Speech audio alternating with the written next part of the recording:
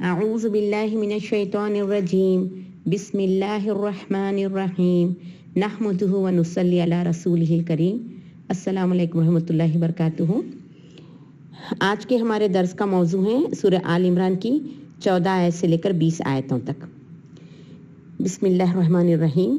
زُيِّنَ لِلنَّاسِ حُبُّ الشَّهَوَاتِ مِنَ النِّسَاءِ وَالْبَنِينَ وَالْقَنَاطِيرِ الْمُقَنطَرَةِ مِنَ الذَّهَبِ وَالْفِضَّةِ وَالْخَيْلِ الْمُسَوَّمَةِ وَالْأَنْعَامِ وَالْحَرْثِ ذَلِكَ مَتَاعُ الْحَيَاةِ الدُّنْيَا وَاللَّهُ عِندَهُ حُسْنُ الْمَآبِ۔ یہاں پر اللہ تعالیٰ اپنی حکمت بتا رہے ہیں کہ اللہ نے زینت دی ہے لوگوں کے لیے مرغوب چیزوں کو، جیسے عورتیں، بیٹے اور خزانے ڈھیر سارے، سونے اور چاندی کے، اور نشان زدہ گھوڑے اور مویشی اور کھیتی، یہ سب دنیا کے فائدہ اٹھانے کی چیزیں ہیں اور اللہ کے پاس جو ہے اس سے بہترین ٹھکانہ ہے۔ یہ آیتیں یہاں پر بیان کی گئی ہیں۔ اس سے پہلے کی آیتوں سے ہم ربط دیکھتے ہیں کہ کیا ربط ہے۔ اس سے پہلے والی جو آیتیں گزری ہیں نا 13ویں آیت جیسے، اس میں مشرکین اور کفار کی مخالفت اور ان کے مقابلے میں جہاد کا ذکر ہوا تھا۔ اب اس آیتوں میں اسلام اور ایمان کی مخالفت کرنے کی تمام بدعمالیوں کی اصل وجہ کیا ہے یہاں پر بتائی گئی ہے۔ لوگ جہاد سے جی کیوں چرا رہے ہیں، مخالفت پر کیوں آمدہ ہے، کیونکہ انہیں دنیا کی چیزوں نے اپنے اٹریکشن میں لے رکھا ہے۔ یہ آیتوں میں یہ بات بتائی گئی ہے۔ تو یہاں پر اللہ تعالیٰ فرماتے ہیں کہ یہ حب دنیا جو ہے وہ ان کو کس طرح سے دین سے غافل کر رہی ہے، حالانکہ اللہ نے خود زینت دی ہے۔ فرماتے ہیں اللہ تعالیٰ کہ زینت دی گئی لوگوں کے لیے۔ کس نے دی یہ زینت؟ اللہ تعالیٰ نے دی۔ کس کے لیے دی؟ اپنے بندوں کے لیے۔ تو اس میں بہت بڑی حکمت پوشیدہ ہے۔ تو زینت دی اللہ نے انسانوں کو مرغوب چیزوں سے، چیزوں میں ایک کشش رکھ دی اللہ نے ان لوگوں کے لیے۔ تو اس میں سب سے پہلے عورت کا بیان ہے، پھر بیٹے ہیں اور ڈھیر سارے خزانے ہیں، سونے اور چاندی، اور یہ گھوڑوں کے نشان زدہ گھوڑے ہیں، مویشی ہیں، کھیتی ہیں، یہ سب کو اللہ نے اس میں اٹریکشن رکھا ہے۔ تو اس سے یہ بات معلوم ہوتی ہے کہ جو اللہ نے کشش رکھی ہے وہ ایک فطری جذبہ ہے، ہر انسان کے اندر رکھا گیا ہے۔ یعنی اگر کسی کو ان چیزوں میں کشش محسوس ہوتی ہے تو وہ کوئی گناہ کا کام نہیں کر رہا، کیونکہ اللہ نے خود ان کی فطرت میں یہ ودیت کر دی ہے۔ ان چیزوں کی محبت اللہ نے ان کے دلوں میں ڈال دی ہے۔ مگر مسئلہ یہ ہے کہ اب ہم کو یہ دیکھنا ہے کہ ان چیزوں میں غلو نہیں کرنا چاہیے۔ اگرچہ کہ یہ چیزیں اللہ نے انسانوں کی کشش کے لیے بنایا ہے، لیکن اسے غلو سے اجتناب کرنا ہے، اعتدال پسندی کے ساتھ زندگی گزارنا ہے۔ تو یہ جو کیا حکمت ہے کہ اللہ نے یہ اس طرح سے انسانوں کے اندر اٹریکشن رکھا۔ سب سے پہلی حکمت تو یہ نظر آتی ہے کہ نظام کائنات کو چلانے کے لیے اللہ نے یہ چیز رکھی۔ جیسے انسان تجارت کرتا ہے، کھیتی باڑی کرتا ہے تو دوسرا انسان اس کو خریدتا ہے، کوئی گھوڑوں کو پالتا ہے تو دوسرا انسان اس کو استعمال کرتا ہے، یا پھر سونا اور چاندی کی چیزیں کوئی بناتا ہے تو کوئی خریدتا ہے۔ اس طرح سے نظام کائنات چل رہی ہے۔ جوڑے اللہ نے بنایا ہے عورتوں کے اور مردوں کے، اس سے دنیا پھیل رہی ہے۔ تو یہ نظام زندگی کو چلانے کے لیے اللہ کا کوئی کام حکمت سے خالی نہیں ہوتا۔ یہ جو اللہ نے کشش رکھی ہے ان چیزوں میں، اس میں بھی بہت بڑی حکمت ہے۔ سب سے پہلی حکمت تو یہ نظر آتی ہے، اور دوسری انسان کے اندر یہ جو حکمت ہے وہ یہ ہے کہ ان چیزوں میں جو اللہ نے حکمت رکھی ہے وہ یہ ہے کہ دنیاوی نعمتوں سے رغبت اور محبت اگر انسان کے دل میں نہ ہو تو اس کو اخروی نعمتوں کا ذائقہ نہیں معلوم ہوگا۔ تو دنیا میں ان چیزوں کا مزہ لگائے ہیں اللہ تعالیٰ۔ اس سے کیا ہوگا؟ اس سے بہتر چیز اور ملے گی تو انسان کیا ہے؟ جنت کو حاصل کرنے کی کوشش کرے گا اور جہنم سے بچنے کی کوشش کرے گا۔ تو اللہ تعالیٰ دنیا میں اس ذائقے کو چکھائے ہیں، اس سے بہتر چیز تم کو آگے ملنے والی ہے، تو انسان کے اندر ایک رغبت پیدا ہو جاتی ہے، ایک ترغیب دلائی جا رہی ہے ان کو اس طرح سے کر کر۔ یہ ایک دوسری حکمت ہو سکتی ہے۔ اور تیسری اور مین حکمت جو یہاں پر نظر آتی ہے اس آیتوں میں وہ یہ ہے کہ اللہ تعالیٰ امتحان لے رہا ہے۔ اور یہ بھی چیز ہے نا کہ اگر کسی چیز میں کشش ہو تو انسان اس کی طرف لپکتا ہے، ایک پل ہوتا ہے اس کے اندر، اس کشش کو، اس اٹریکشن کو حاصل کرنے کے لیے وہ ہر طرح سے جدوجہد کرتا ہے کہ کسی طرح اس کو حاصل کر لے۔ تو اس کے حاصل کرنے میں امتحان ہے۔ اب سوال یہ ہے کہ اس کے حاصل کرنے میں کیا وہ پورا دنیا ہی کر ہو کر رہ جاتا اور اپنے اصل مقصد سے کہیں ہٹ نہیں جائے؟ یہ امتحان ہوتا ہے۔ جیسے اللہ نے سب سے پہلے اس میں جو خوبی بتائی ہے وہ یہ ہے کہ عورت، ظاہر سی بات ہے ہر مرد کے لیے، ہر بالغ مرد کے لیے ایک اٹریکشن ہے عورت میں، اور اس میں کوئی غلط بات نہیں ہے۔ یہ کشش اللہ نے مردوں کو رکھا ہے اور عورت کو پرکشش بنایا ہے، تو اس سے کوئی خراب بات نہیں نظر آتی۔ لیکن اب یہ ہے کہ اس کا ہم کیسے فائدہ اٹھاتے ہیں، کیونکہ اللہ تعالیٰ نبی صلی اللہ علیہ وسلم فرماتے ہیں کہ نکاح میری سنت ہے، جو اس سے منہ موڑے گا وہ مجھ سے نہیں ہے۔ یعنی یہ ایک باؤنڈ بنا دیا گیا ہے کہ کشش جو رکھی ہے اس کو ایک بہتر طریقے پہ استعمال کر سکتے ہیں. اس سے اولاد کی محبت، بیوی کی محبت ایک فطری چیز ہے اور اس کو رکھنے کا حکم دیا گیا ہے، اس سے کوئی انکار نہیں ہے. جیسے بتاتے ہیں حدیثوں میں آتا ہے کہ دنیا ایک بہترین متاع ہے اور اس میں سب سے بہترین متاع نیک بیوی ہے. دنیا ساری کی ساری متاع ہے، فائدے والی چیز ہے، لیکن اس میں سب سے بہترین متاع جو ہے وہ ایک نیک بیوی ہے. اب نیک بیوی کون ہے، اس کا کیا ڈیفینیشن ہو سکتا ہے؟ نیک بیوی مطلب وہ ہے کہ جب اس کو شوہر اس کی طرف دیکھے تو اس کو دیکھ کر وہ مسکرا دے، کسی کام کا حکم دے تو اس کو بجا لائے، الا یہ کہ کوئی معصیت والا کام نہ ہو، شریعت کے دائرے کے اندر رہنے والا، اس کو دیکھ کر فوراً کر دے اور اس کے پیچھے اپنی عزت کی، اپنی عصمت کی، اپنی حیا کی حفاظت کرے. تو پھر ان خواتین کو نیک خواتین کہا جاتا ہے. ان خواتین کو کہا جائے گا کہ جنت کے جس دروازے سے چاہے داخل ہو جائے. تو یہ اصل چیز ہے نیکی. تو یہ بات یہ بتائی گئی ہے کہ یہ چیزوں میں اٹریکشن رکھنا کوئی بری چیز نہیں ہے. تو عورت سراپا کشش ہے، لیکن اگر اس کا مس یوز کریں تو پھر وہ اتنی بری عورت پہ بہت فتنے لے آتی ہے. جیسے ایک حدیث میں ہے کہ نبی صلی اللہ علیہ وسلم فرماتے ہیں کہ آخری دور میں جو فتنے ہوں گے اس میں سب سے بڑا فتنہ میں مردوں کے لیے بری عورت سمجھتا ہوں. تو یہ عورت کے اوپر بھی ڈیپینڈ کرتا ہے کہ وہ کس طرح سے وہ شوہر کے لیے اچھا بن کر خود اچھی ہو، نیک، اور اس کو نیکی کی راہ پر لائے. اب اس کا استعمال کیسے ہونا چاہیے؟ وہ شریعت کے دائرے میں ہونا چاہیے. تو ان چیزوں کو حاصل کرنے میں انسان اگر حلال اور حرام کی تمیز کھو بیٹھے تو پھر سمجھو کہ وہ بہت بڑے خسارے میں ہوگا. یہ ساری چیزیں حاصل کرنے سے فائدے ہی فائدے ہیں، بشرطے کہ اس کا صحیح استعمال ہو. یہی بات یہاں پر سمجھائی جا رہی ہے کہ اس میں غلو نہ کرو، کیونکہ اس میں جو کرنے والے کام ہیں وہ 3 طرح کے ہیں. ان ساری چیزوں سے رغبت رکھنے کے لیے کہا گیا. تارک الدنیا رہنے کو اسلام نہیں پسند کیا. اسلام کبھی بھی یہ نہیں کہا کہ کسی چیز سے محبت مت رکھو، شادی مت کرو، گھر بار نہ بناؤ. اگر یہ چیزیں نہ ہوں گی تو نیکی کا کوئی کام بندہ کر بھی نہیں سکتا. دراصل یہ امتحان میں ہی ہمارے لیے نیکی ہے، اور آخرت کے کو حاصل کرنے کے لیے دنیا کی ان ساری چیزوں کو استعمال کرنا ضروری ہے. دنیا ایک طرح سے دیکھا گیا تو سیڑھی ہے آخرت کے لیے. تو یہ چیزیں اگر نہ ہوں تو پھر ہم نیکی بھی نہیں کما سکتے. لیکن پھر حدود بتائے گئے ہیں اس کے کہ اس کو کیسے استعمال کریں. اس حد تک غلو میں نہ چلے جائیں، اس حد تک اسی کے پیچھے نہ پڑ جائیں کہ مین مقصد سے ہٹ جائیں. مین مقصد کیا ہے ہماری زندگی کا؟ کیا گول ہے؟ کیوں اللہ نے ہم کو پیدا کیا؟ ہم کو تمام کو پتا ہے کہ ہم صرف عبادت کے لیے پیدا کیے گئے ہیں. ہماری زندگی کا مقصد نیکی ہے، عبادت کرنا ہے. وہ مقصد کو رکھتے ہوئے ان دنیا کے چیزوں کو بطور ٹول استعمال کر سکتے ہیں. اس کو استعمال کر کر اخروی زندگی کے کامیابی میں جا سکتے ہیں. جیسے یہ آیتیں جب اتاری گئی تو عمر رضی اللہ عنہ نے کہا کہ کون ہوگا بندہ جو ان چیزوں سے خوش نہ ہوگا، لیکن انہوں نے ساتھ میں یہ دعا کی تھی کہ اللہ تعالیٰ اس کا صحیح استعمال کرنے کی، تیری راہ میں اس کو استعمال کرنے کی ہم کو توفیق عطا فرما. تو مین چیز یہ ہے، پیسہ خود بری چیز نہیں ہے. اچھا مال اچھے لوگوں کے لیے اچھی چیز ہے، اور اچھی چیز کو اپریشیٹ کیا جاتا ہے. تو ایسا کوئی بندہ کہہ ہی نہیں سکتا، یا کوئی بندہ ان چیزوں پر رغبت رکھتا ہے تو بولیں گے یہ کیسا انسان ہے ان چیزوں سے رغبت رکھتا ہے. ایسا تو ہم نہیں کہیں گے، کیونکہ اللہ نے خود فطرتی طور پر یہ ہمارے اندر ڈالا ہے. تو ان چیزوں کا استعمال بہت اہم چیز ہے. تو سب سے پہلے اس میں کیا بتائے گئے ہیں کہ عورت، ٹھیک ہے. اس کے بعد جو دوسری چیز ہے وہ اولاد. یقیناً انسان اولاد اور اولاد کے لیے سب کچھ کرتا ہے. اولاد بھی اس کے لیے ایک بہت بہتر چیز ہوتی ہے، اور صحیح دیکھا گیا تو بہترین اولاد انسان کے لیے صدقہ جاریہ ہے. اولاد کو دیکھ کر ہر بندہ خوش ہوتا ہے. ہر ماں باپ اس کو اولادوں کو، اپنے بیٹوں کو دیکھ کر خوشی محسوس کرتے ہیں. اگر یہی صدقہ جاریہ بن جائے تو کتنی فائدے کی چیز ہوگی انسان کے لیے. کیونکہ انسان جب مر جاتا ہے تو اس کے نام عمل ختم ہو چکا ہوتا، اب وہ مزید کچھ بھی نہیں کر سکتا. اب اس کو اس کے اعمال کو بڑھاوا دینے کا ذریعہ جو ہے وہ صدقہ جاریہ نیک اولاد کی صورت میں ہی ہوتا ہے. اگرچہ کہ انسان دنیا میں بڑے بڑے بینک بیلنس اور گھر اور محلات وغیرہ تعمیر کر کے جائے گا، لیکن اس کا اتنا کوئی فائدہ نہیں اٹھا سکتا. وہ تو اس بات کا منتظر ہوگا کہ کوئی اس کے لیے دعا کرے. قبر میں مردہ اس بات کا منتظر ہوتا ہے، اور یہ نیک اولاد ہی اپنے ماں باپ کے حق میں دعا خیر کر سکتی ہے.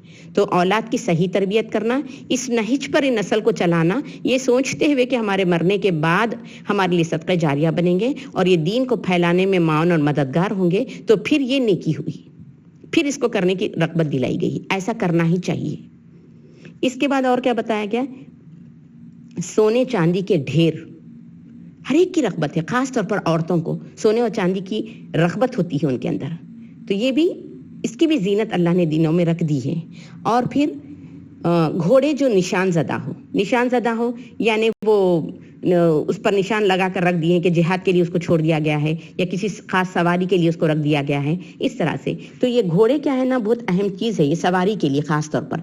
आजकल नो डाउट सवारीज में हम कार वगैरह को इस्तेमाल करते हैं ज़्यादा सवारी के लिए, लेकिन फिर भी घोड़े की अहमियत अपनी जगह कायम है उस दौर से अब तक भी। क्योंकि ऐसी जगहों पर जैसे बर्फानी जगह है या फिर टेलों वाली पहाड़ों वाली जगह है या छोटी छोटी बारीक तंग गलियां हैं जिसमें सवारी नहीं जा सकती, तो ये घोड़ा ही बतौर सवार आपको ले जा सकता है। तो घोड़े की अहमियत शुरू से भी है, क़यामत तक रहेगी, बल्कि इनकी पेशानियों में अल्लाह ने खैर को रख दिया है घोड़ों की। तो ये घोड़ों को, निशानज़दा घोड़े इंसान को बड़े मरगूब होते हैं। और फिर मवेशी है और हर किस्म के जानवर, उससे फ़ायदा भी उठाता है इंसान और उससे तिजारत भी होती है और उससे खाने की भी चीज़ निकलती है, जैसे दूध है, गोश्त है, इन चीज़ों से वो उसको पसंद भी करता है, मरगूब ग़िज़ाओं में से होती हैं वो चीज़ें। तो ये चीज़ें भी रखी हैं अल्लाह ने इंसान के लिए ज़ीनत बनाकर। वल्हर्स, और खेती बाड़ी भी इंसान बड़ा शौक़ से करता है, तिजारत वगैरह भी करता है उसकी। और खेती में सब चीज़ें आती हैं, फल भी है, सब्जी भी है, अनाज है, ये सारी चीज़ें आती हैं। तो ये सारी चीज़ें अल्लाह ने इंसान के अंदर रख दी है इसकी कशिश को। इसके लिए उसको हासिल करने के लिए वो दिन रात मेहनत करता है। मेहनत करना जायज़ है। दुनिया की सारी चीज़ें मता है और इसका फ़ायदा उठाया जा सकता है, लेकिन बात बहुत बारीक है। ये समझने की ज़रूरत है कि ये जो लिमिट बीच में रखे हैं उसको हम क्रॉस ना करें।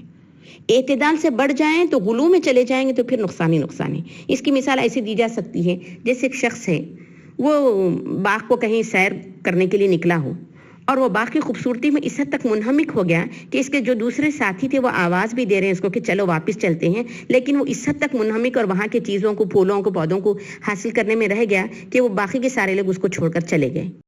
तो क्या हुआ? इसका तो बहुत बड़ा नुकसान हो गया, क्योंकि इन चीज़ों की मोहब्बत उसको सारी चीज़ों पर हावी हो गई, जिसके नतीजे में वो बड़ा नुकसान में रहा। तो इसकी मिसाल ऐसी भी दी गई है, जैसे मौलाना रूमी रहमतुल्लाह अलैह फरमाते हैं, इसकी मिसाल कश्ती जैसी है। जैसे साजो सामान इंसान को दुनिया की ज़रूरत के लिए बहुत ज़रूरी है। जैसे कश्ती के लिए पानी नागुज़ीर है, पानी बगैर कश्ती नहीं चलती है। दुनिया में साजो सामान बगैर दुनिया नहीं गुजरती है। कश्ती उसके दिल की तरह है। इस कश्ती में अगर पानी आ जाए तो आपको ले डूबेगी वो, लेकिन आसपास जब तक रहेगी वो बेहतरीन तरीके पे चलेगी। तो दुनिया की मोहब्बत इस हद तक ही रखना चाहिए, उसको दिल में पूरी नहीं उतारना चाहिए, क्योंकि जब पूरी की पूरी हम इसी में मुनहमिक हो जाएंगे तो हम अपन असली गोल से हट सकते हैं। जैसे अक्सर लोग कहते हैं ना, जब दीनदार हो जाएं तो फिर सारी दुनिया शायद छोड़ना पड़े, इसके लिए बड़ा डरते भी हैं, घबराते भी हैं। नहीं भी, अभी इतनी उम्र में अगर दीनदार हो जाए तो शायद सब कुछ छोड़ना पड़े, ऐसी कोई बात नहीं है। आपको इसको दुनिया में रहते हुए, इसको इस्तेमाल करते हुए आखिरत की दर्जात को बुलंद करना है। अब एक शख्स इसमें से ऐसा है जो बिल्कुल तारक दुनिया हो गया, जिससे इस्लाम ने इसकी इजाज़त नहीं दी। बिल्कुल इस्लाम में इस बात की इजाज़त नहीं है, बल्कि ये कहा गया कि तुम इस दुनिया में रहो, लोगों के साथ मुश्किलात उठाओ, उनके हुकूक अदा करो, तब तुम्हारे दर्जात बुलंद होंगे। वरना तो बड़ा आसान था कि सब कुछ छोड़ जाते, एक पहाड़ पर बैठ जाते और अल्लाह अल्लाह करते, है ना। जैसे कि एक वाक़या भी है कि एक सहाबियों के मुतालिक कहा जाता है कि एक सहाबी की दूसरे सहाबी बड़े तारीफ़ करते हैं अल्लाह के नबी के सामने कि वो बड़े नेक हैं, बड़े नेक हैं। तो अल्लाह के नबी फरमाते हैं, आखिर क्या उन्होंने ऐसा काम किया जो तुम लोगों ने नहीं किया? तो उन्होंने कहा, नहीं अल्लाह के नबी, हमने भी नमाज़ पढ़ी, उन्होंने भी पढ़ी, लेकिन उसके बाद वो ज़िक्र और अस्कार में काफ़ी मशगूल रहते थे। तो फिर आप सल्लल्लाहु अलैहि वसल्लम ने पूछा कि तुम लोग उस वक्त क्या करते थे? तो बोले, उस वक्त अल्लाह के नबी हम दूसरे कामों में रहते थे, जैसे लकड़ी चुनना है या फिर टेंट डालना है या खाना पकाना है, इस तरह के कामों में मशगूल होते थे, जबकि वो मुसलसल ज़िक्र कार में मशगूल होते। ये सुनकर आप मुस्कुरा उठे और बोले कि तुम्हारा अमल उनसे बेहतर है, क्योंकि खाली इबादत करना तो बड़ा आसान है, जिसमें कोई धक्का ही ना लगे, बैठे और इबादत करते रहें। लेकिन इन सब में रहते हुए इबादत करना, ये बड़ी चीज़ है। दुनिया अपनी तरफ अट्रैक्ट हमें अभी भी कर रही, बल्कि आज हम देखते हैं कि ये लज्जतें जो है दुनिया की वो मल्टीपल हो गई हैं। बहुत सारी चीज़ें निकल गई हैं, टीवी है, इंटरनेट है, गेम्स है, इतनी चीज़ें निकल गई हैं कि इंसान के अंदर बेशुमार चीज़ें अपने आप को अट्रैक्ट कर रही हैं, इतना कि हम जैसे अपने असल गोल से हटने लगे हैं। लेकिन फिर भी नेकोकार बंदा वो होता है जो अपने आप को इसमें से खींच कर निकाल ले आता है। जैसे दिन भर में 5 नमाजें होती हैं, अब हमको बावजूद ये कि दुनिया की सारी चीज़ें अट्रैक्ट करती हैं और हमको दुनिया में रहना भी है, लेकिन फिर भी हम अपना शेड्यूल ऐसे रखते हैं कि हमारी नमाजें ना मिस हो। तो हम अपने आप को खींच कर ले आ रहे हैं दीन की तरफ। फिर दरमियान में कुरान भी पढ़ना होता है, हाँ, दीन के काम और भी करने होते हैं। ज़ाती बता रही हैं, इसके अलावा भी तो तबलीग का काम करना ही है हर इंसान को, लेकिन ये ज़ाती बातें बता रही हूँ कि ये कैसे भी कर अपने आप को दीन से, दुनिया के कामों में से खींच कर निकालना होता है। تو یہ چیز ہے. تو ایک تارک دنیا ہو گیا جو بالکل اپریشیبل ہے. دوسرا وہ ہے جو پورے کے پورا دنیا میں غرق ہو گیا. تو ایسا انسان دنیا میں بھی خسارے میں رہتا ہے, اخروی زندگی میں بھی خسارے میں رہتا ہے, کیونکہ اس نے اسی کو گول سمجھا, اسی کو حاصل کرنے میں حلال حرام ہر چیز کا فرق کو مٹا دیا. صبح سے شام تک دو میں لگا ہوا ہے, پیسہ کیسے بڑھائیں, اسی میں رہ گیا. دنیا کی لذتیں اس کو مشغول کر دی. یہ انسان بھی خسارے میں رہا. تیسرا وہ بندہ ہے جو دنیا کی ساری چیزیں حاصل کیا. تو اس سے معلوم ہوا کہ مومن کے پاس ساری چیزیں ہو سکتی ہیں, مومن دولت مند بھی ہو سکتا ہے, مومن کے پاس سب کچھ ہو سکتا ہے, لیکن اس کا وہ صحیح استعمال کرتا ہے. اللہ نے خوب پیسہ دیا تو اللہ کی راہ میں خرچ کرتا ہے. رشک کے قابل ترین شخص وہ ہے جس کو اللہ نے قرآن دیا, سمجھتا بھی ہے, اس کو پڑھاتا بھی ہے, اور خوب اللہ نے پیسہ دیا پھر وہ اللہ کی راہ میں خرچ بھی کرتا ہوں. تو ایسا شخص ہی پھر کامیاب ہوگا. تو یہ ان چیزوں کا فائدہ اٹھاتے ہوئے ہم کو اخروی زندگی کا فائدہ اٹھانا ہے. اخروی زندگی کے درجات کو بلند کرنے کے لیے یہ جو چیزوں دنیا میں اٹریکشن کے لیے رکھی ہیں اس کو استعمال کرنا ہے, لیکن اعتدال کے ساتھ. تو پھر اس کے بعد میں اللہ تعالیٰ کیا بتاتے ہیں, ذالک متاع الحیات الدنیا. یہ دراصل جو چیزیں ہم نے اوپر مینشن کی ہیں 7-8 چیزیں, یہ دنیا ہی کے فائدے ہیں, دنیا کا فائدہ ہے اس میں, لیکن واللہ عندہ حسن المآب, جو اللہ کے پاس ہے اس سے بہترین ٹھکانہ ہے. اللہ کے پاس اس سے بہترین چیزیں تم کو ملنے والی ہیں. یہ دنیا میں ہم نے دنیا گزارنے کے لیے اور دنیا کو سیڑھی بنا کر آخرت کی فلاح کے لیے ہم نے یہ ساری چیزیں دی ہیں. تم یقیناً اس کو استعمال کر سکتے ہو, استعمال کرنے پر کوئی پکڑ نہیں ہے, لیکن اس سے بہتر تم کو اور چیز دی جا رہی ہے. یعنی یہ چیز تھوڑا سا مزہ دلا کر یہ بتا رہے ہیں کہ اس سے بہتر تم کو چیز ملنے والی ہے. تو جو پورا یقین رکھتا ہو, جس کو پورا یقین ہے کہ مرنے کے بعد اللہ تعالیٰ جنت دے گا, تو پھر وہ اس کو استعمال کرتے ہوئے اس سے بہتر زندگی کی توقع کرے گا. اللہ تعالیٰ فرماتے ہیں کہ اس سے بہتر ٹھکانہ ہم تمہیں دیتے ہیں وہاں پر. پھر پوچھتے ہیں, قل کہہ دیجئے اے نبی کریم صلی اللہ علیہ وسلم, ذرا پوچھو تو صحیح ان سے, او نبئکم بخیر من ذالکم, کیا میں تم کو خبر دوں اس سے بہتر چیز کی. دنیا میں چیزیں ہیں, بہتر ہیں, ہر کوئی چاہتا ہے کہ اس کی بیوی بھی ہو, بچے بھی ہو, گھر بار ہو, اور مطلب دنیا کی ہر قسم کی عیش و آرام کی چیز ہو. لیکن پوچھو ان سے, کیا اس سے بھی بہتر چیز کی میں تم کو خبر نہ دے دوں؟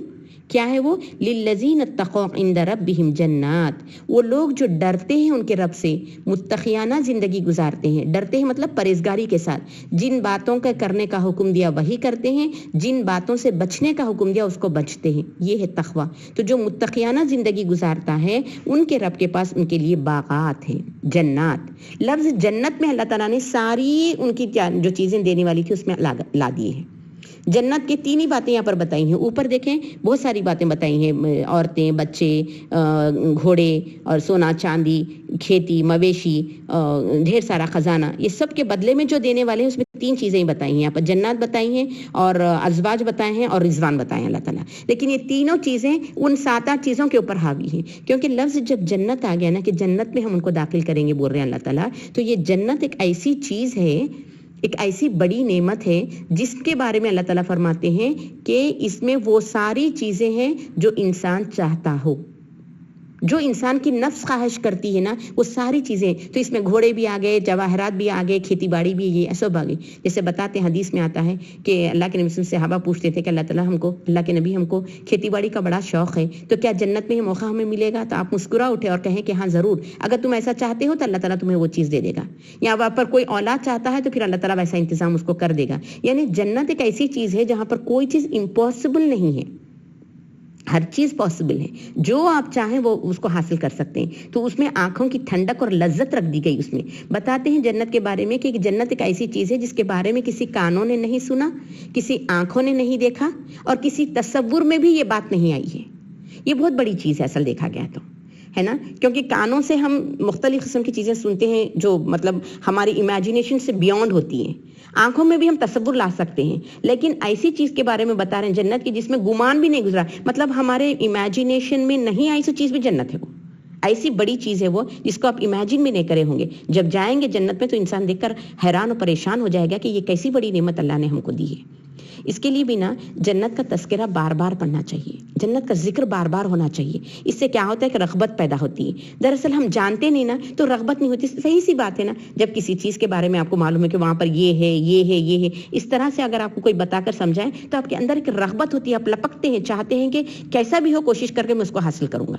تو اس کے لیے جنت کے بارے میں بار بار پڑھیں, رغبت رکھیں اس کے اندر. جیسے جیسے پڑھتے ہیں نا اور यकीनी बात है। जब हम जन्नत की तफसील पढ़ते हैं ना कि अल्लाह ताला ऐसी ऐसी नेमतों से हमको वहां पर नवाजेगा, तो फिर इंसान का दिल करता है कि चाहे जो मर्जी हम थोड़ी सी कोशिश कर लेते हैं और फिर उस जन्नत को हासिल करेंगे इंशाअल्लाह ताला। ये जज्बा पैदा होता है। तो यहाँ पर अल्लाह ताला क्या बोल रहे हैं, मुत्तकी वो लोग हैं उनके लिए अल्लाह ने जन्नात रखे हैं, बागात रखे हैं, तजरी मिन तहतिहल अनहार, उसके नीचे से नहरें बहती होंगी। ये भी कितनी खूबसूरत बात है कि अल्लाह ताला वहां पर दूध की नहरें, शहद की नहरें, फलों की नहरें, पानी की नहरें जो सड़ने और गलने वाली नहीं होंगी, वो नहरें उसके साथ दे देंगे जन्नत के साथ। जन्नत का जिक्र मैं पढ़ रही थी तो मुझे हमेशा ये चीज़ अट्रैक्ट करती हूँ। मैं अक्सर अपने दर्स में ये बात कहा करती हूँ कि बताते हैं कि वहाँ पर जन्नतियों को अल्लाह ताला एक छड़ी भी उनके हाथ में दे देंगे। जब वो सैर को निकलेंगे किसी एक काम एंड क्वाइट जगह पर, जब वहाँ जाकर बैठ जाएंगे और उनके तस्वुर में होगा कि आकाश यहाँ पर भी एक नहर बहती तो बड़ा खूबसूरत लगता था, ये मंजर बड़ा अच्छा है लेकिन यहाँ नहर होना था। तो उनके हाथ में जो छड़ी है जब वो मारेंगे तो वहाँ से भी नहरें फूट पड़ेंगी।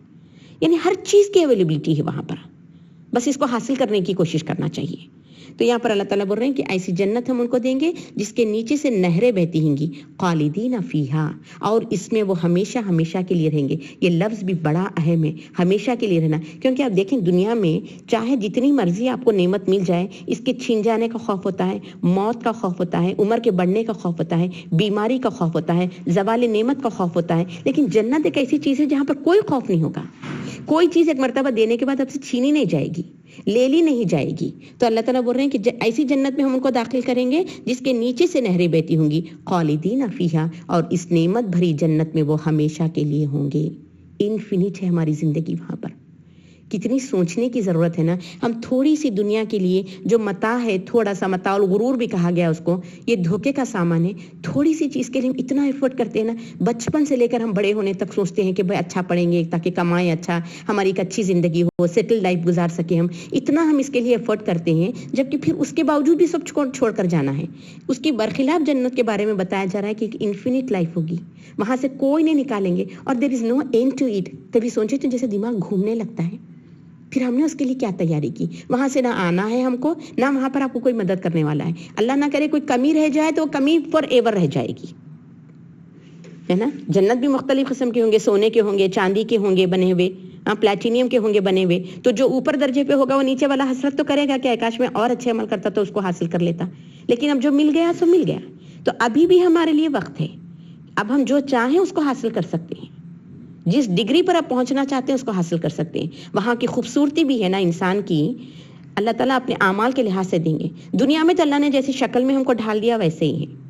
अब हम इसमें कोई चेंजेस नहीं ला सकते। जैसी हाइट है, जैसा फिगर है, जैसे कलर है, जैसे बाल है, जैसी चीज़ें अल्लाह ने बना दी हैं, वही फिजिक के साथ हम हैं। लेकिन जन्नत में क्या है, आपको इख्तियार दिया जाएगा। आमाल अच्छे होंगे तो आप जितना चाहे हुस्न बना लें, और वो हुस्न भी हमेशा हर जुमे को जैसे बताते हैं कि तब्दीली आती रहेगी उसमें, ताकि एकसानियत ना हो इंसान के अंदर। कैसा खूबसूरती के साथ अल्लाह ने इंसान के लिए ये सारी चीज़ें बनाई हैं। तो इंसानों को ये सारी चीज़ें जो वो मांगेंगे जन्नत में मिल जाएंगी। इसके लिए अलग अलग एक एक चीज़ का तस्करा नहीं किया गया, बल्कि इसमें वो कुछ होगा जो इंसान चाहेगा। और फिर दूसरी चीज़ क्या बताएं, वो अज़वाज मुतहरा, और उसमें नेक और पाकीज़ा बीबियां होंगी। हालांकि जन्नत में इसमें इसको भी इंक्लूड कर सकते थे, लेकिन अल्लाह ने नेक और पाकीज़ा जोड़े बोलकर अलग उनको कर उसकी अहमियत बताए हैं। और ये बात तयशुदा है कि अगर दुनिया में नेक मर्द नेक औरत दोनों जोड़ थे तो मरने के बाद में भी अल्लाह ताला उनको जोड़ ऐसे ही रखेगा। लेकिन अगर दुनिया में वाइस वर्सा है कि औरत नेक थी मर्द बद था, तो फिर वहां पर जुदाई कर दी जाएगी, ठीक है। लेकिन अगर नेकोकार होंगे तो फिर दोनों को अल्लाह ताला वहां पर जोड़ बना कर देंगे, तो वहां पर पाकीज़ा जोड़े होंगे। जैसे दुनिया में आज हमारे साथ मुश्किल मुख्तलिफ किस्म की चीज़ें होती हैं, वो नहीं होंगे। बिल्कुल बोल बराज इन सारी चीज़ों से वो पाक और साफ होंगे जन्नती लोग। और फिर सबसे बड़ी बात है वह रिज़वान मिनल्लाह, अल्लाह की खुशनुदी हासिल होगी। और ये बहुत बड़ी कामयाबी है। अगर हम इसको कहेंगे कि ये फौज अजीम है तो फिर कोई कम बात नहीं है। यकीनन बहुत बड़ी रिजवान अल्लाह की खुशनुदी हासिल होगी। जैसे हदीस में आता है कि नबी करीम ने फरमाया कि अल्लाह ताला मोमिन बंदों को जब ये सारी चीज़ें दे देंगे तो उनसे पूछेंगे क्या तुम लोग सब खुश हो इससे, तो वो तो बड़े खुश होंगे मोमिन बंदे, और वो सोचेंगे कि हमारे एक्सपेक्टेशन से काफ़ी हाई चीज़ मिली है हमको, اور یقینی بات ہے کوئی انسان اپنے بلبوتے پہ تو جنت میں نہیں جا سکتا. یہ اللہ کا خاص فضل اور نعمت ہوتی ہے, رحیمیت ہوتی ہے اپنے مومن بندوں پر, جس کی وجہ سے وہ چھوٹے سے بھی عمل کو اللہ قبولیت کا درجہ دیتا ہے اور جنت جیسی بڑی نعمت دیتا ہے. تو بڑے خوش ہوں گے, بولیں اللہ تعالیٰ ہر چیز آپ نے ہم کو دے دی. تو بولیں گے کیا تم اس سے بھی بڑھ کر کوئی اور چیز مانگو گے؟ تو وہ بولیں گے اس سے بڑھ کر اور کیا چیز ہو سکتی ہے, ہمیں تو سب کچھ عطا کیا گیا. پھر اللہ تعالیٰ کہیں گے کہ ہاں میری رضوان تمہیں حاصل ہوگی, یہ میری خوشنودی حاصل ہوگی, میں اب تم سے کبھی غصے میں نہیں آؤں گا, میں تمہیں ابھی کبھی تم پر غصہ نہیں ہوں گا, ناراض نہیں ہوں گا. یعنی اللہ کی راضی ہونے کا ایک اسٹیمپ آپ کو لگ جائے گا اور ہمیشہ کے وہاں پر رہیں گے. اور یہ اتنی بڑی نعمت ہے کہ پھر اس نعمت کے مقابلے میں کچھ بھی نہیں ہے. جیسے بتایا جاتا ہے کہ اللہ تعالیٰ یہ ساری نعمتیں دینے کے بعد میں پھر جلوہ افروز ہوں گے, سامنے آئیں گے مومن بندوں کے سامنے. تو وہ اللہ تعالیٰ اتنے حسین ہوں گے کہ مومن بندے اللہ کو دیکھنے کے بعد پھر جب دوسری چیزوں کی طرف نگاہ ڈالیں گے تو سب ہیچ نظر آئے گی, حالانکہ اس سے پہلے انہی چیزوں پر مر مٹ رہے تھے. ارے سارا سونے کا بنا ہوا, یہ دیکھو کتنا خوبصورت ہے, یہ دیکھو اس کا کیسا بنی ہوئی ہے, عمارت دیکھو کیسی ہے, یہ پوشاک دیکھو کیسے ہیں, صوفے دیکھو کیسے ہیں, قالین کیسے ہیں. یہ چیزیں دیکھ کر وہ بڑا اٹریکٹ ہوتے رہے گا. لیکن جب اللہ تعالیٰ کو دیکھ لے گا تو اس کے بعد یہ ساری چیزیں اس کو ہیچ نظر آئیں گی. اور وہ بھی دیدار انسان کو اپنے اعمال کے لحاظ سے ہوگا. کسی کو دن میں 2 مرتبہ بھی دکھیں گے اللہ تعالیٰ, کسی کو ہفتے میں, کسی کو مہینے میں, کسی کو سال میں, اپنے اعمال کے ساتھ ہے. اب جو کوئی یہ چاہتا ہے کہ اللہ کا دیدار ہو ہر وقت, تو پھر ہم کو چاہیے کہ اسی کو الہ بنا کر زندگی گزاریں. تو یہاں پر بتا رہے ہیں اللہ تعالیٰ یہ چیزیں جنت میں ان کو دی جائیں گی. وہ لوگ جو متقی ہیں ان کے رب کے پاس جنات ہوں گی, باغات ہوں گے جس کے نیچے سے نہریں بہتی ہوں گی, اور ان نعمتوں میں وہ ہمیشہ رہیں گے. اور ان کے لیے صاف ستھری پاکیزہ عورتیں ہوں گی. ازواج کا لفظ دونوں کے لیے آتا ہے, عورت اور مرد دونوں کے لیے بھی.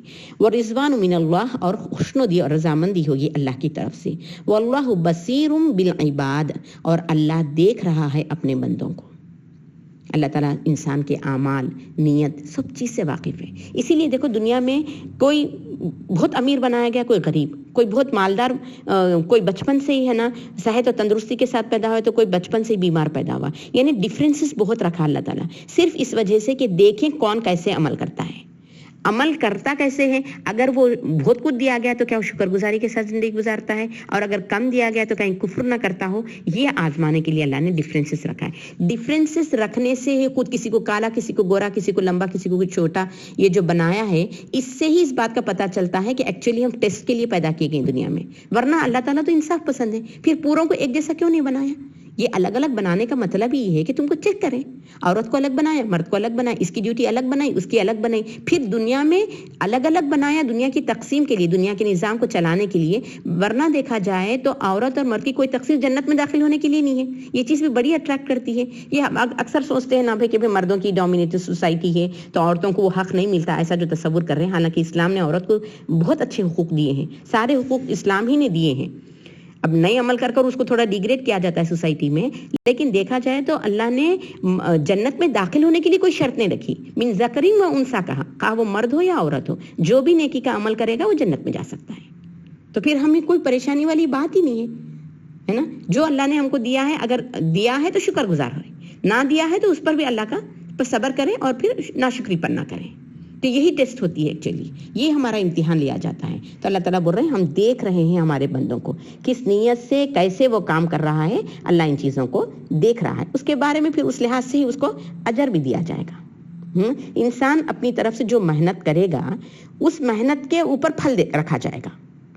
اگر وہ زیادہ محنت کیا, جیسے وہ مجبور ہے, لاچار ہے, لیکن پھر بھی وہ دین کی خدمت میں کچھ کرتا ہے, جیسے نماز کے لیے وہ بیٹھنے کی پوزیشن میں نہیں ہے, بہت بیمار ہے, لیکن پھر بھی وہ لیٹے لیٹے ہی صحیح, لیکن اشاروں سے ہی صحیح, لیکن اس کو ادا کرتا ہے. تو وہ بندے میں اور ایک بندہ میں جو ہٹا کٹا ہے اور اپنے وقت کو یوں ہی ضائع کرتا ہے, نماز کا وقت آتا ہے چلا جاتا ہے, اگرچہ کہ وہ کوئی مجبوری نہیں رکھتا لیکن وہ نہیں پڑھتا, تو یقیناً دونوں میں بہت فرق ہے. تو اس طرح سے اللہ تعالیٰ اپنے بندوں کو دیکھتا ہے, ان کے کیا حالات ہیں, ان کی کیا نیتیں ہیں, وہ کیسے عمل کرتے ہیں, اس لحاظ سے بھرپور بدل دیا جائے گا. اور یقیناً اللہ تعالیٰ اپنے بندوں کے ساتھ نہایت رحم کرنے والا ہے. یہ جو بات بتاتے ہیں نا کہ جب بندوں کو اللہ تعالیٰ دوزخ میں ڈالیں گے تو یہ جو دوزخی ہوں گے وہ لوگوں کو جب ان کے اعمال بتا دیں گے تو اس وقت وہ اعتراف کریں گے کہ ہم اپنے گناہوں کے سبب دوزخ میں جا رہے ہیں. وہ اللہ پر بلیم نہیں رکھیں گے, یعنی وہ بات ان کے لیے کلیئر ہو جائے گی کہ ہمارے اعمال ہی ایسے تھے جس کی وجہ سے اللہ ہم کو دوزخ میں بھیجا رہا ہے. ورنہ یقینی بات ہے کہ اللہ اپنے بندوں پر ظلم نہیں کرتا. اللہ تعالیٰ خود فرماتے ہیں کہ میں میرے بندوں پر ظلم نہیں کرتا.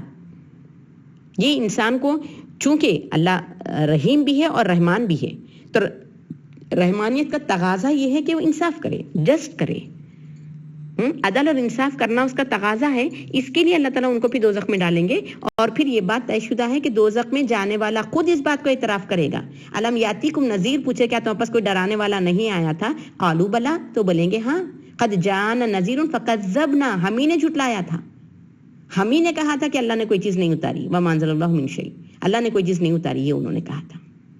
تو یہ خود اعتراف کریں گے. تو اس سے یہ بات معلوم ہوئی کہ اللہ تعالیٰ بندوں کو دیکھ رہے ہیں اور اس کے لحاظ سے اس کو اجر دیا جائے گا.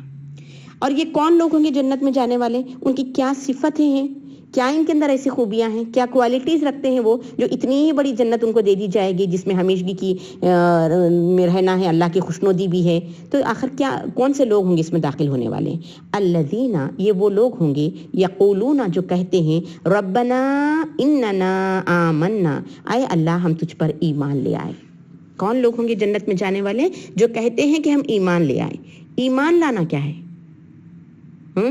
ایمان لانا دل سے اقرار کرنا، اعضاء سے اس کو کرنا. خالی دل میں سوچ لے کر بیٹھیں تو نہیں چلے گا. دل سے اقرار کرنا اللہ ایک ہے، پھر جو حکم دیا گیا اس کو اس کے تابع زندگی گزارنا اعضاء و جوارح کے ساتھ. تو یہ ہوا ایمان لانا. تو وہ کہیں گے کہ اے اللہ ہم ایمان لائے، فاغفر لنا، تو ہمارے گناہوں کو بخش دے. وہ ہمیشہ اس بات کی دعا کرتے رہیں گے کہ اللہ ہم ایمان لائے تجھ پر، اور اس ایمان لانے کے بعد اس پر عمل کرنے میں کوئی کوتاہی ہم سے ہو جائے تو اس کو بخش دے. فاغفر لنا ذنوبنا، ہمارے گناہوں کو معاف کر دے. وقنا عذاب النار، اور ہم کو دوزخ کی آگ سے بچا لے. تو یہ دعا بھی بہت ضروری ہے. ہم کو دوزخ سے آگ سے بچنے کی بھی دعا ہم کو مانگنے کی ضرورت ہے، کیونکہ جب آپ مانگیں گے تو پھر اس دعا کو قبول کی جائے گی. جیسے کوئی کہے دے کہ اللہم انی اسألک الجنہ، اللہ میں تجھ سے جنت کا سوال کرتا ہوں، تو جنت کہے گی کہ اللہ تعالیٰ مجھے مانگا کرتا تو اس کو عطا فرما. اللہم انی اجرنی من النار پڑھتے ہیں تو پھر دوزخ سے ہم پناہ چاہتے ہیں تو اللہ تعالیٰ ہمیں اس سے حفاظت میں لے لیتا ہے. تو یہ ہے ان کی خوبی، یہ ہے کہ یہ لوگ ایمان بھی لاتے ہیں اور پھر اپنی کوتاہیوں پر نادم بھی ہوتے ہیں اور گناہوں کا اعتراف کر کر توبہ استغفار کرتے ہیں، اور پھر اللہ سے دعا مانگتے ہیں کہ اللہ ہم کو دوزخ کی آگ سے بچا لے. تو ایسے ہی لوگ جنت میں داخل کیے جائیں گے. مزید ان کے اوصاف بتا رہے ہیں اللہ تعالیٰ. کون لوگ ہوں گے یہ؟ الصابرین والصادقین والقانتین والمنفقین والمستغفرین بالاسحار. الصابرین، صبر کرنے والے. کس چیز پر صبر؟ بہت ساری چیزوں کے اوپر آتا ہے. یہ تو ایک یہ کہ دین پر چلنے کے لیے نفس پر کنٹرول کرنا بھی بہت بڑی چیز ہے. یہ صبر چاہیے اس کے لیے. ہمارا نفس ایک طرف کھینچ رہا ہے لیکن ہم اللہ کی خوشنودی کے لیے اپنے نفس پر کنٹرول کر رہے ہیں، تو یہ بھی بہت بڑا صبر ہے. عبادت میں دو طرح ہے نا، ایک کرنے کا حکم، ایک نہیں کرنے کا حکم ہے. کرنے کے حکم پر بھی اجر ہے، نہیں کرنے والی چیز پر بھی اجر ہے نا. جیسے اگر نماز پڑھیں ہم اور سچائی بولنے کا ہے، مثال کے طور پر سچ بولنا ایک عبادت ہے، اور جھوٹ سے بچنا پھر یہ بھی ایک عبادت ہو گئی. یعنی اپنے نفس کو اس بات پر ہم کنٹرول کر رہے ہیں کہ ہم ہمیشہ سچ بولیں گے، جھوٹ سے بچیں گے. تو اس پر بھی صبر ہے، نفس پر کنٹرول کرنا. اور پھر تبلیغ کے لیے، دین کے کام کو پہنچانے کے لیے، چونکہ اب ہماری ذمہ داری ہے، یہ امت محمدیہ کی ذمہ داری ہے اس دین کی تبلیغ کریں لوگوں پر. تو اس کے کرنے میں جو رکاوٹیں آتی ہیں، جو مشکلات آتے ہیں، جس پر آپ کو صبر کرنا پڑتا ہے، تو یہ صبر کرنے والے لوگ ہیں. الصابرین، یہ صبر کرنے والے ہیں. والصادقین، اور سچ بولنے والے ہیں. مومن کبھی جھوٹ نہیں بولتا. آج کل کیا جھوٹ کو ایک آرٹ سمجھا گیا ہے. جو جتنا جھوٹا ہوتا ہے، جتنی جھوٹ والی بات بولتے ہیں، بہت اس سے سمجھتے ہیں کہ بڑا عقل مند ہے اور بہت بڑا آرٹ ہے اس کے اندر، لوگوں کو بیوقوف بنانے والا ہے نا. حالانکہ دیکھا گیا تو مومن کی صفت یہ ہے کہ وہ سچا ہو. منافقانہ صفت یہ ہے کہ وہ جھوٹا ہوتا ہے. بات کرے تو جھوٹ بولے، منافقوں کی ایک نشانی ہے. مومن ہمیشہ سچا ہوتا ہے نا، ہر بات کو سچائی کے ساتھ لیتا ہے. اور ایسے ہی سچے لوگوں کا اللہ کے پاس بہت اونچا مقام ہے. والقانتین، اور یہ کون لوگ ہیں؟ فرما بردار، حکم کو بجا لانے والے. جیسے ہی کوئی حکم آ گیا تو پھر اس میں میں کیوں کروں، یہ میرا معاشرہ کیا بولے گا، میرا خاندان کیا بولے گا، میرے لوگ کیا بولیں گے، یہ سوال نہیں پیدا ہوتا ان کے سامنے. یہ حکم کو بجا لانے والے ہیں. اب تک نہیں معلوم تھا کوئی بات تو ٹھیک ہے، جیسے ہی معلوم ہو گیا کہ یہ حق ہے وہ فوراً اس کو بجا لاتے ہیں. یہ قانتین لوگ ہوتے ہیں. صابرین، صادقین اور قانتین یہ لوگ ہیں جو جنت میں جانے والے ہیں. اور والمنفقین، اور خرچ کرنے والے. خرچ کا لفظ لاتے ہی ہم سمجھتے پیسہ نا، صرف پیسہ ہی خرچ کرنے والی چیز نہیں ہے. آپ کو اللہ نے جو صلاحیت دی، وہ صلاحیت اگر آپ اللہ کی راہ میں دیں گے تو وہ بھی خرچ ہی ہے. جیسے آپ کو بیان کرنے کا انداز ہے آپ کے اندر، یا لکھنے کی تحریری انداز ہے آپ کے اندر، یا آپ سلائی کڑھائی کا کام کرتی ہوں، یا پھر آپ ڈرائیونگ وغیرہ اچھا کر سکتی ہوں، جیسے کوئی ایک آپ کے اندر ایسی کوئی خوبی ہو اور وہ اگر آپ اس کو دین اسلام میں استعمال کرتے ہیں تو وہ بھی پھر منافقین کے اس میں آتا ہے، خرچ کرنے والے، منفقین خرچ کرنے والوں کے اس میں آتا ہے نا. تو پیسہ بھی ہے اور جو آپ کی صلاحیت ہے وہ بھی اللہ کی راہ میں دینا، وقت ہے، صحت ہے، اپنی ساری چیزوں کو اللہ کی راہ میں لگانے والے، یہ خرچ کرنے والے ہیں.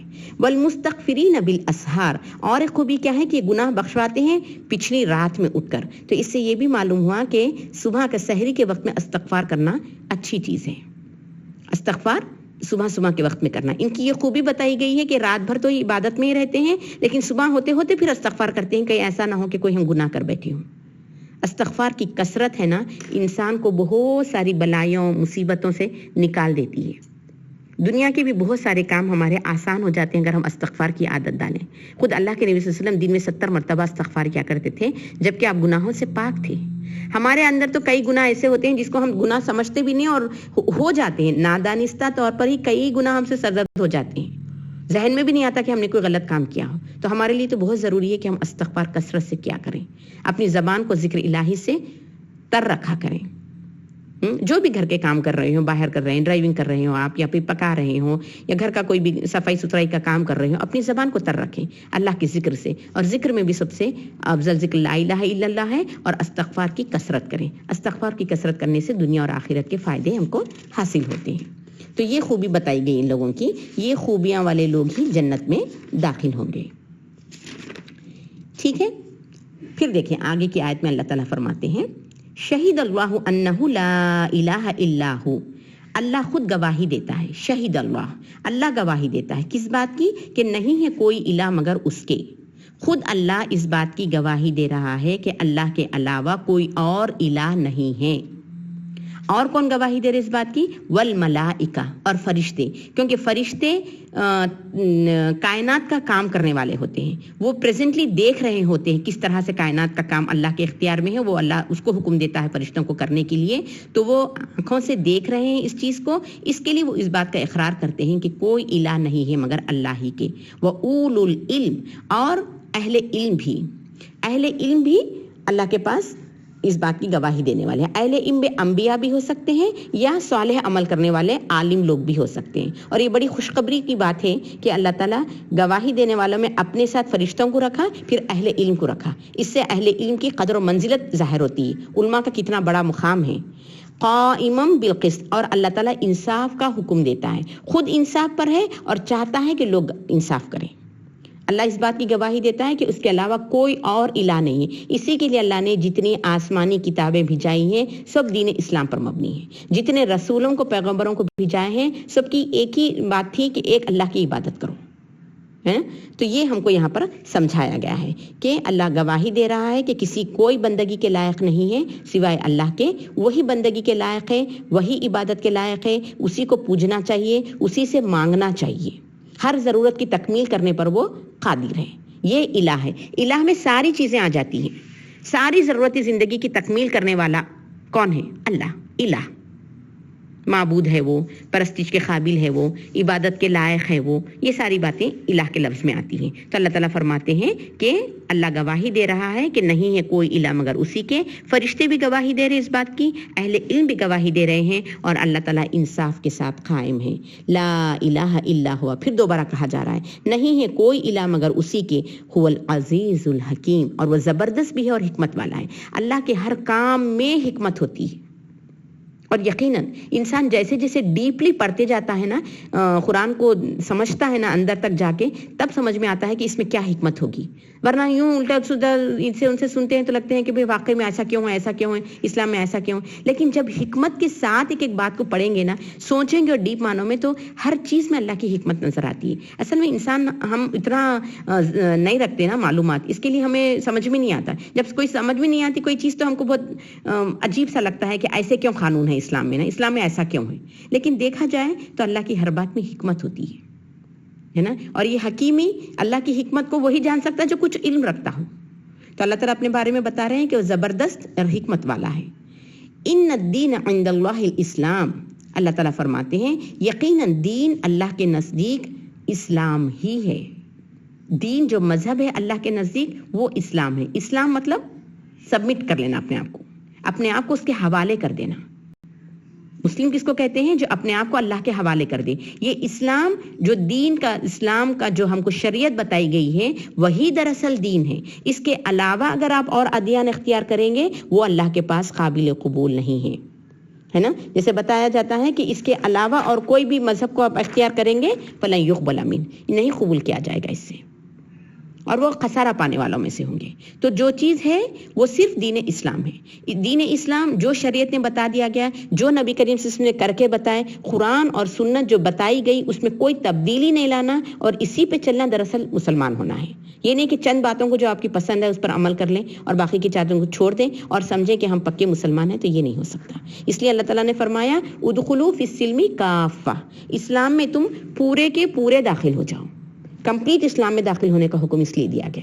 یعنی ہم کو ماننا ہوگا کہ اللہ کے نبی صلی اللہ علیہ وسلم نے جو شریعت لائی وہ مکمل ہے، اس میں نہ اب ہم کو اضافہ کرنا ہے نہ اس میں کوئی کمی کرنا ہے. اب نہ کوئی بدعت کا کوئی طریقہ ہم نکال سکتے ہیں، نہ کوئی چیز ہمیں من پسند اچھی لگی تو اس میں ایڈ کر سکتے ہیں. اسلام مکمل ہو چکا. الیوم اکملت لکم دینکم بتا دیا گیا. آج کے روز اسلام کو مکمل کر دیا گیا. تو یہ مکمل دین کے اوپر چلنا ہی اسلام ہے.